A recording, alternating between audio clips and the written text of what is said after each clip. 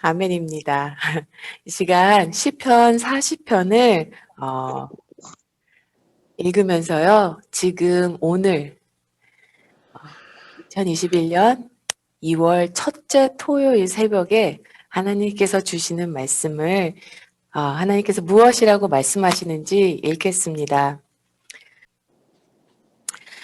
내가 여호와를 기다리고 기다렸더니 귀를 기울이사 나의 부르짖음을 들으셨도다. 나를 기가 막힐 웅덩이와 수렁에서 끌어올리시고 내 발을 반석 위에 두사 내 걸음을 견고하게 하셨도다. 새 노래 곧 우리 하나님께 올린 찬송을 내 입에 두셨으니 많은 사람들이 보고 두려워하여 여호와를 의지하리로다. 여호와를 의지하고 교만한 자와 거짓에 치우치는 자를 돌보지 아니하는 자는 복이 있도다. 여호와 나의 하나님이여, 주께서 행하신 기적이 많고 우리를 향해 주신 주님의 생각도 많아 누구도 주와 견주할 수 없나이다. 내가 널리 알려 말하고자 하나 너무 많아 그 수를 셀 수도 없나이다. 주께서 내 귀를 통하여 내게 들려주시기를 제사와 예물을 기뻐하지 아니하시며 번제와 속죄제를 요구하지 아니하신다 하신지라. 그때 내가 말하기를 내가 왔나이다. 나를 가르쳐 기록한 것이 두루마기 책이 있나이다. 나의 하나님이여, 내가 주의 뜻을 행하기를 즐기오니 주의 법이 나의 심중에 있나이다 하였나이다. 내가 많은 회중 가운데서 이에 기쁜 소식을 전하였나이다. 여호와여, 내가 내 입술을 닫지 아니할 주께서 아시나이다. 내가 주의 공의를 내 심중에 숨기지 아니하시고 주의 성실과 구원을 선포하였으며 내가 주의 인자와 진리를 많은 회중 가운데서 감추지 아니하셨나이다. 여호와여, 주의 긍휼을 내게서 거두지 마시고 주의 인자와 진리로 나를 항상 보호하소서. 수많은 재앙이 나를 둘러싸고 나의 죄악이 나를 덮침으로 우러러 볼 수도 없으며 죄가 나의 머리털보다 많으므로 내가 낙심하였습니다. 여호와여, 은총을 베푸사 나를 구원하소서. 여호와여, 속히 나를 도우소서. 내 생명을 찾아 멸하려 하는 자는 다 수치와 낭패를 당하게 하시며 나의 해를 기뻐하는 자는 다 물러나 욕을 당하게 하소서. 나를 향하여 하하하하 하며 조소하는 자들이 자기 수치로 말미암아 놀라게 하소서. 주를 찾는 자는 다 주 안에서 즐거워하고 기뻐하게 하시며 주의 구원을 사랑하는 자는 항상 말하기를 여호와는 위대하시다 하게 하소서. 나는 가난하고 궁핍하오나 주께서는 나를 생각하시오니 주는 나의 도움이시오 나를 건지시는 이시라. 나의 하나님이여, 지체하지 마옵소서. 푸른 마르고 꽃은 시드나 하나님의 말씀은 영원히 서리라. 오늘 새벽에 교회 올 때요, 아주 단디 마음을 먹고 왔습니다. 저희가 히타가 또 망가졌거든요. 또 망가졌는데 고치는데 한 5,000불이 든다고 하더라고요. 그런데 어차피 우리 지금 교회에서는 저희 벌밍햄 킹스크로스만 지금 예배를 드리는 상태라 지금 재정적으로 너무 힘든 상태에서 이거를 고치지는 않겠다라는 마음을 있었고 또 그분들도 고치지 않으시겠다고 하셨어요. 그래서 단단히 마음을 먹고 하나님께 기도드리기를 하나님, 토요일은 제가 견디게 하시고 주일은 날씨를 따뜻하게 하사 성도님들 너무 춥게 예배드리지 않게 하여 주옵소서.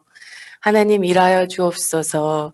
그냥 그렇게 기도드리면서 밤에 잠을 자고요. 자다가 깨면 또 기도드리고 또 잠들고 자다가 깨면 또 기도드리고 그렇게 새벽에 왔는데요. 히타를 고쳐 넣으셨네요. 어, 옷을 4개를 껴입고 왔는데요. 2개를 벗었어요.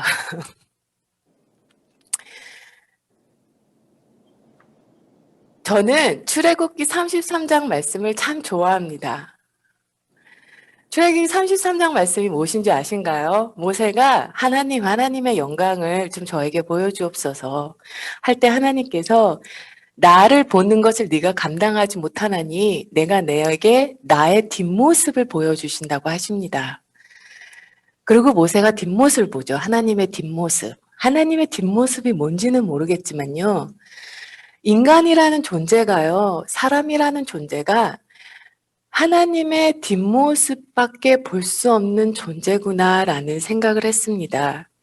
저희가 큰 어려움과 마음이 상할 때는요. 그 어려움이 너무 크기 때문에 지금은 하나님이 일하시는 거를 볼 수 없을 때가 있더라고요. 하나님 일하시지 않는 것 같고 함께 있지 않는 것 같은 마음이 들 때가 있잖아요. 그런데 시간이 지나고 나면요. 그때서야 보이는 거예요. 하나님 그때 일하고 계셨구나. 하나님 그때 나와 함께 하고 계셨구나. 이렇게 뒷모습밖에 볼 수 없는 게 사람의 모습이 아닌가. 그래서 하나님께서 뒷모습을 보여주신 게 아닐까 하는 생각을 해봅니다. 시편 40편은요, 약간 그런 얘기예요. 시편 40편은 조금 혼돈스러워요. 왜냐면 이게 하나님의 지난날의 뒷모습을 보여주심으로 인하여 감사 기도를 드리는 건지, 아니면 이게 어려움으로 인하여 탄식 기도를 드리는 건지, 1절부터 10절까지는요, 하나님의 뒷모습에 대한 감사 기도를 드리고 있고요.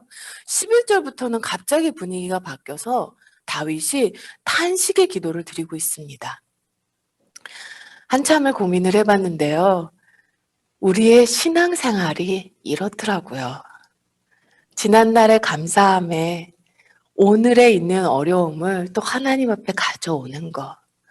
그리고 나서 또 하나님의 뒷모습을 보게 되고 간증이 되고 그렇게 믿음이 조금씩 자라는 게 우리의 연약한 인간의 모습이 아닌가 하는 생각이 들었습니다. 근데 그것뿐만이 아니에요. 시편 40편 6절에서 8절 말씀은요. 좀 생뚱맞다는 느낌이 드실 거예요. 이게 왜 도대체 여기 들어가 있을까? 근데 시편 40편 6절에서 8절 말씀은요. 히브리어서에서 신약의 히브리어서에서 굉장히 중요하게 여기고 있습니다. 히브리서를 보면요. 히브리서 10장 6절에서 8절에서요. 지금 시편의 이 말씀을 가지고 말하기를요. 하나님께서는 번제와 속죄제를 기뻐하지 아니하시나니 하면서 인용을 합니다. 그러면서 예수 그리스도의 십자가의 희생이 어떤 의미를 갖고 있는지를 말하고 계세요. 히브리서가 하는 말은요, 예수님은 대제사장이신데 짐승을 바치지 않으시고 자신을 스스로 제물로 바치셨다는 거예요. 하나님께서 그 스스로 헌신하는, 스스로 자신을 내어놓는 그 마음을 기쁘게 받으셨다는 부분을 히브리서에서 강조하고 있습니다. 그래서요, 다윗이 지난날에 하나님의 뒷모습에 감사하면서 자신을 하나님께 헌신으로 내어놓으면서요, 자기 스스로도 모르게 앞으로 오실 메시아의 그 자기를 내어놓는 그 헌신을 예언을 하게 되는 것입니다. 리더가 참 중요해요. 리더가 하나님께 헌신으로 내어놓을 때요. 자기 몸이 부서지고 마음이 쓰라릴 때 그것을 통해서 예수님의 십자가의 사랑을 더 알게 되기도 하는 것 같습니다. 1절에서요, 다윗은 지난날에 하나님께서 개입해 주시기를 기다리던 절박한 상황에서 자신의 기도를 들으신 하나님을 떠올립니다. 그리고요, 2절을 보면요, 지난날 를 보면 벗어나라고 웅덩이에서 수렁에서 벗어나라고 진짜 안간힘을 쓰는데 그럴수록 더욱 가라앉는다는 거예요. 살기 위해서 안간힘을 쓰면 쓸수록 더 깊이 빠져들었다는 겁니다. 그런데 하나님께서 건져주세요. 2절 말씀. 나를 기가 막힐 궁덩이와 수렁이에서 끌어올리시고 내 발을 반석 위에 두사 내 걸음을 견고하게 하셨도다. 이런 경험을 하신 분들은요, 이 시를 읽을 때 뭉클해지죠. 제가 아프리카 라이베리아의 정글에 복음을 전하러 다닐 때가 있었어요. 정말로 신이 날 때였었어요. 예. 그런데 그때 정글에 있는 마을은 여기 한 10가구 정도 모여 살고 한 2-3km 가면 또 저쪽에 또 다른 부족이 있고 또 몇 킬로 가면 저기에 또 다른 부족이 있어서요. 차로 이렇게 움직이는데 항상 두 차가 한 조가 돼서 움직여야 됐습니다. 왜냐하면 차가 자주 빠지거든요. 웅덩이나 진흙에 많이 빠지고요. 냇가나 강가에 다리가 없기 때문에 그냥 물 위를 지나가야 되는 상태일 때 한 차가 빠지면 다른 차가 반드시 끌어줘야 되기 때문이죠. 혼자서는 차가 빠지면요. 혼자서는 도저히 빠져나올 수 없기 때문이에요. 우리의 인생길에도 진흙탕에 빠질 때가 있습니다. 나의 잘못된 선택으로 그렇게 될 수도 있고요. 나의 죄로 인해서 그렇게 될 수도 있고요. 다른 사람이 악한 마음을 품고 진흙탕에 빠뜨릴 때도 있죠. 이때 바퀴가 진흙에 빠지면 아무리 사륜 구동 차량을 가지고 있더라도 아무리 악셀을 밟아도 차 자체의 힘만으로는 빠져나올 수가 없습니다. 차가 빠져나오려면 외부의 힘이 필요해요. 바로 그 하나님으로부터 오는 도움입니다. 하나님의 도우심을 구하는 것이 진흙 바닥에서 건짐을 받는 유일한 방법이라는 거죠. 그리고 3절을 보면요. 깊은 웅덩이에서 수렁에서 건지신 하나님을 찬양한다고 합니다. 하나님께 올릴 찬송을 내 입에 두었으니라고 합니다. 그거는요. 찬송이 저절로 나온다는 거예요. 내 삶에서 하나님께 하시는 일을 보니까 찬송이 저절로 나온다는 거죠. 그리고 4절에서 10절에서는요. 4절부터 10절에서는 다윗이 하나님의 놀라운 사랑과 신실하심을 증거하겠다는 것입니다. 그리고 하나님께 마음을 다 드린다는 거예요. 헌신하겠다고 다윗이 헌신으로 나옵니다. 나를 구원하시기 위해 창조주 하나님께서 도대체 사람이 무엇이길래, 내가 무엇이길래 생명까지 내어주셨는지, 그 사랑을 경험하면요, 모든 것을 회개하게 됩니다. 교만했던 거, 의심했던 거, 게을렀던 거, 헌신하지 않았던 거, 더 사랑하지 못한 거, 더 용서하지 못한 거, 다 회개하게 됩니다. 그리고 주님 앞에 헌신으로 나오게 됩니다. 주님, 그 사랑이 감당이 안 돼. 그 사랑이 이해가 안 돼. 하나님, 저도 주님의 길을 따르겠습니다. 그 길을 따르겠습니다. 이것이 하나님의 사랑을 경험한 자의 모습이에요. 사랑하는 성도 여러분, 상처 없는 사람은 없습니다. 그런데요, 어떤 사람은 상처 때문에 오히려 더 잘 되기도 하고요. 상처 때문에 더욱 아름다운 인생을 살아가는 사람이 있습니다. 반면 상처 때문에 더 비참하게 살아가는 사람이 있습니다.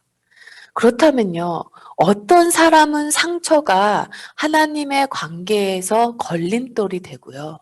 어떤 사람은 그 상처가 하나님 앞에 다가가는 디딤돌이 되는지 그 이유가 무엇일까요?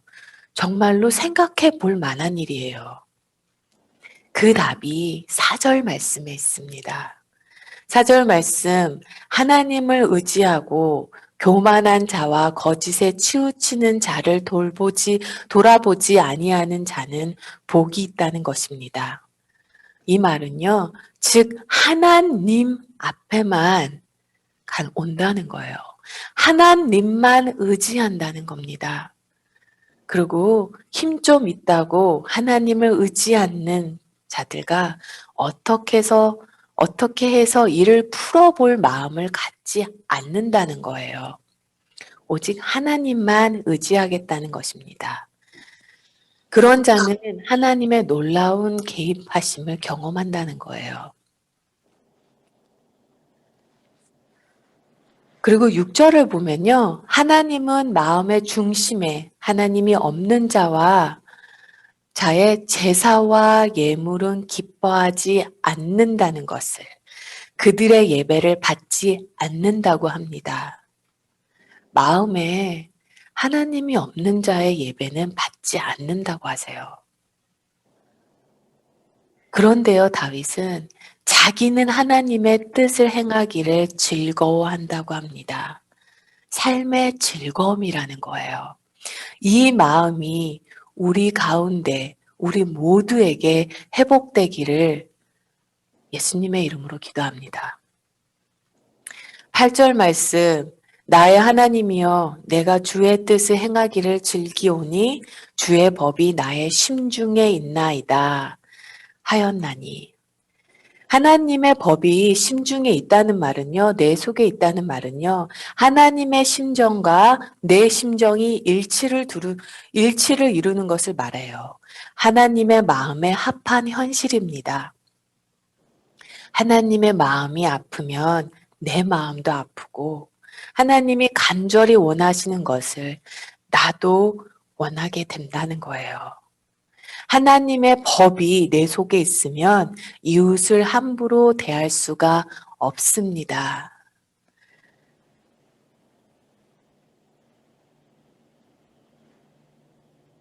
이웃을 사랑하게 되죠. 마음을 주게 돼요.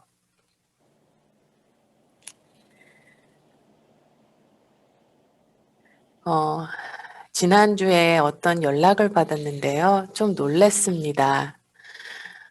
제가 그분이 얼마나 이 병균을 조심히 하는지 알기 때문에, 그런데 그분이 어떤 심히 코로나로 많이 아프신 분을 찾아가셔서 도우시고 기도해 주시고 하셨다는 말씀에 그분이 너무 감사했다고 이렇게 전해 주시는데,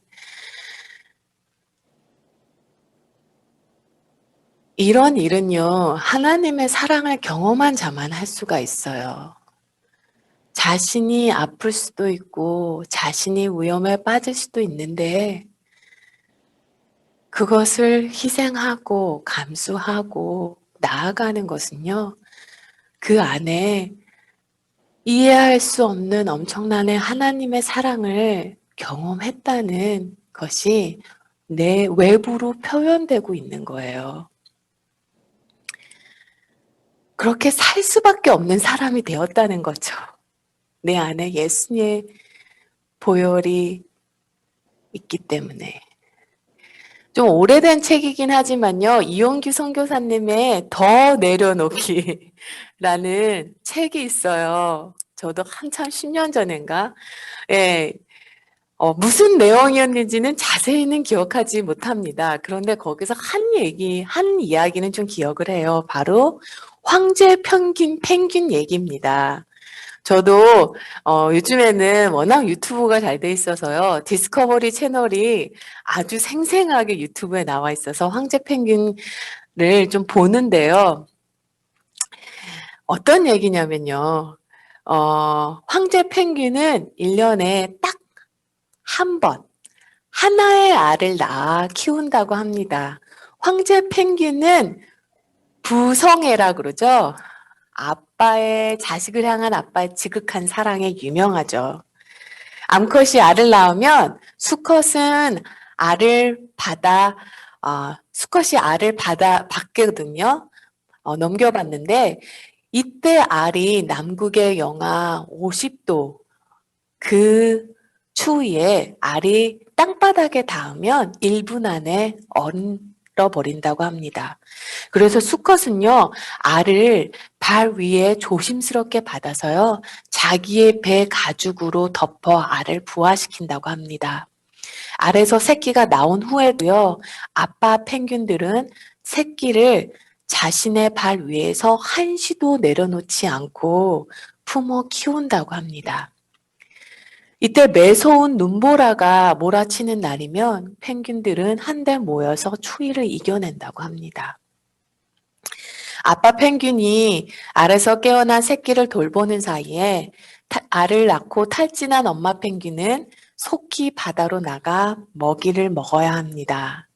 그리고 먹이를 뱃속에 가득 채운 다음 아빠 펭귄과 새끼가 기다리는 곳으로 급히 돌아온다고 합니다. 그런데 그 시간이요, 4개월이 지나도요, 아빠 펭귄은 자기의 새끼를 버리지 않는데요. 굶어 죽더라도 새끼와 함께 있는다는 거죠. 문제는 이 먹이를 먹으러 간 엄마 펭귄에게는요, 기다리고 있는 천적이 있어요. 바다표범. 먹이를 잔뜩 먹고 빙하 위로 올라올 때 그때 순간을 기다리며 있는 바다표범이 있다는 거죠. 그래서 펭귄이 빙하 위로 뛰어오를 때 바다표범이 무섭게 날카챕니다. 한 펭귄이 바다표범에게 물려서 배와 날개가 물렸습니다.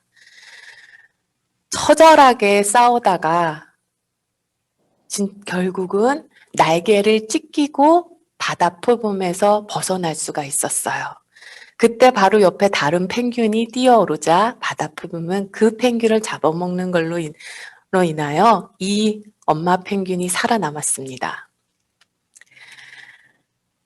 물고기 사냥을 마친 다른 펭귄들은 이미 떠났고요. 이 날개가 찢긴 엄마 펭귄만 홀로 남았습니다.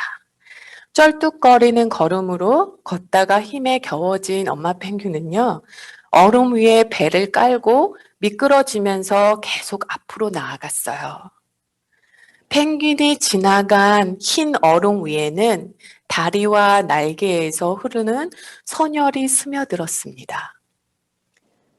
그렇게 며칠을 걸어서 새끼가 있는 곳으로 가요. 그 어미 펭귄이 기필코 찾아간 곳은 자신의 새끼가 기다리는 곳입니다. 그런데요, 누가 누구 새끼인지 도저히 구분을 할 수가 없어요. 그러나 상처 입은 어미 펭귄이요, 구슬피 울며 자기 새끼를 부르자 잠시 후 새끼 한 마리가 그 어미 앞에 다가왔고요. 어미는요, 지난 며칠간 피를 흘리면서 5km가 넘는 그 길을 왔는데요. 그 뱃속에 있는 물고기를 먹지 않았어요. 그리고는 입을 벌려 새끼에게 먹이를 먹입니다.